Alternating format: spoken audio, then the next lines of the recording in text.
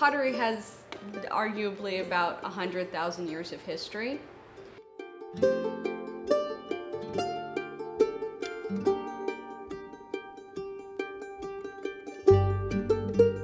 local clay is both an exciting connector between studios and between people, and also it gives a literal sense of place. It's why this is here. Seagrove is one of the nation's highest concentrations of potters, second only behind the Navajo Nation. Yeah, well, I haven't done. Taken off in the late 60s when hippies, the old hippies, they're now old hippies, the hippies were going off to school and majoring in liberal arts and coming back home and smoking weed and carrying on to the parents. And one day the parents walked in and said, "Hey, here's 500,000, get out of my hair." And so they began to move here. We see the whole process. We see it from the raw material all the way through all the forming, the glazing, the firing, everything else, to the end product, to the consumer. Look at it. Give them a little shake. We do have this wonderful tradition of tourist wear, though, that's been happening since the early 1900s. That work is what I think most people now think of as traditional Seagrove. We also have the art pottery side of things that are happening now, but I don't know that that's actually all that different from the tourist wear.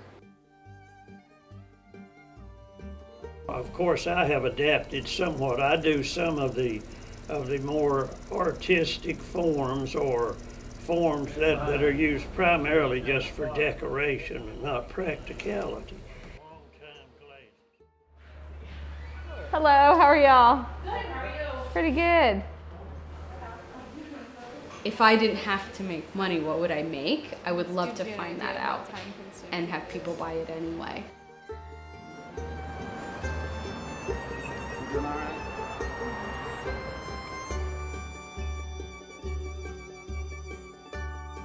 You know, the lady here this morning bought a piece. She said, "I want to get your picture because I want to be able to hand this down to my descendants. I want this to be a piece that is an heirloom piece of them." Starting with my great-great-grandfather, there were 4 generations of farmers and potters, and the Luck family, all that I am directly descended from. And so whenever I travel, it's amazing. I see your picture all over my part of the United States. It's real cool. So that was really how the Lucks got into pottery in the 1860s. The Coles had been doing it here since the 1750s. And I have 2 sons who are excellent potters, so they are 6th generation potters.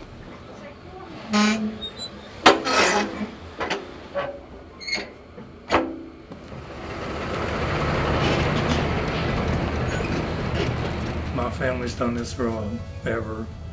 My grandmother I used to go with my grandmother on the weekends on Saturdays, and we'd come around to the pottery shops, and you know, it was visiting relatives for her. But for me, it was the magic of the pots and the flame and the kilns and all these other things that were going on all the time.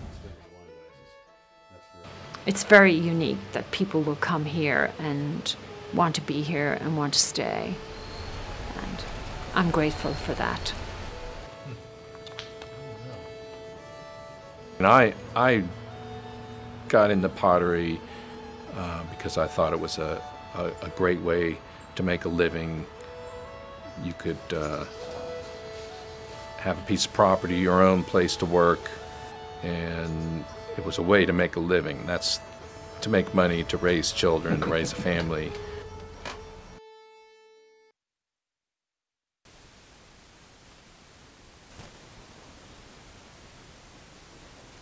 I didn't see any opportunity to build this kind of kiln in Japan, but here, when we purchased this small property in Seagrove, we just had our babies, and Takuro and I decided to start building our kiln.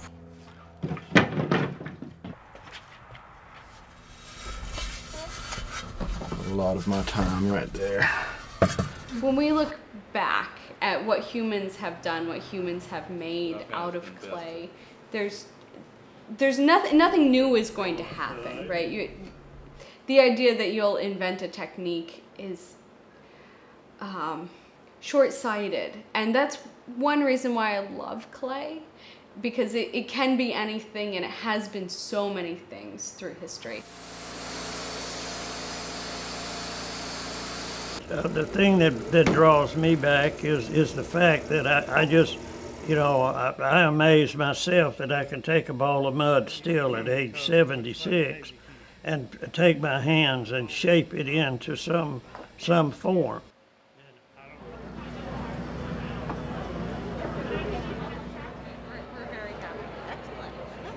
I have put a lot of time and effort into this, not just this physical space, but also this group of people, these friends. I mean, they're not just community members, they're friends. They're really close friends. So there were several out of that batch that were just... Back when I used to be writing for the newspapers, I mean, I would write a story, and the next day I'd write another one, and the next day I'd write another one, and the records of those, some of those stories could still be around, but all of that's kind of fleeting and just kind of goes away, and then the next day it's old news. Well, it's not the same for a pot, Pots aren't old news. They become more I don't know, more functional with age, if that makes any sense. Ultimately, if the customers aren't happy, this doesn't get to continue for anybody. So as a town, as a group, even though we're each running our own business, the businesses work because we have so many people coming in. And the more people that leave here happy, having bought a piece of pottery from anyone, the more people will come.